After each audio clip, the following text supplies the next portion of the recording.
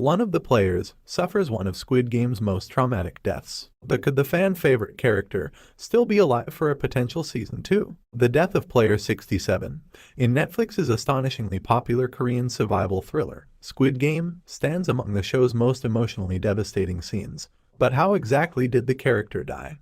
And is there any way that she could make a comeback for a potential season 2? 456 individuals, each plagued by mountains of financial debt, came to the fictional island of Hwangdong-hyek's horrifying bloodbath. And despite 455 of them presumably meeting their end in variously grisly ways, few hit the audience as hard as the tragic murder of a pickpocket. Prior to the series' penultimate episode, Sae-Byeok was severely injured after narrowly surviving the 5th game, which was a bizarre combination of hopscotch and a memory challenge, which forced the remaining players to cross a glass bridge without breaking through the wrong panels and plummeting to their death. Though she was one of just 3 people to survive the challenge, the others being Gi-hun and his childhood friend, Cho Sang-woo.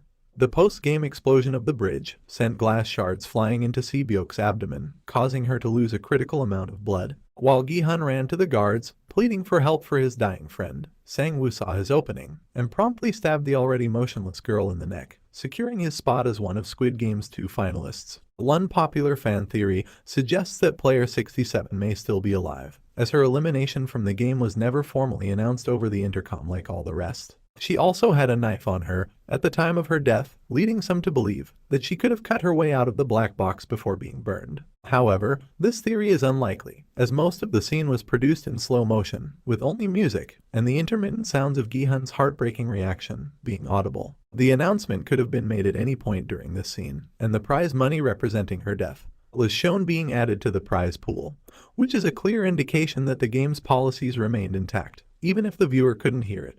Given that Sae-Byeok was already approaching death's door prior to being violently stabbed in the neck, it seems implausible that she could have escaped several armed guards in her condition. Sae-Byeok has amassed a large fanbase as one of Squid Game's most popular fan favorites, so it is understandable why so many people are desperately looking for any way to bring her back, should the game's return in a potential sequel. It is possible that Hwangdong-hyek might utilize flashbacks or introduce a new character, who is important to number 67's past, in order to keep the character tethered to the series in some way. However, the showrunner may want to avoid using any cheap tricks to bring her character back full-time. One of the reasons the show is so disturbingly gripping is that it forces the viewers to experience the horrors of the games alongside the players, whose deaths you are supposed to feel in a very raw and unsettling way. Squid Game already pulled off one resurrection, and going to that a second time risks permanent damage to the audience's emotional investment in these amazing characters. Thank you for watching. Drop a like and tell us down below what you think.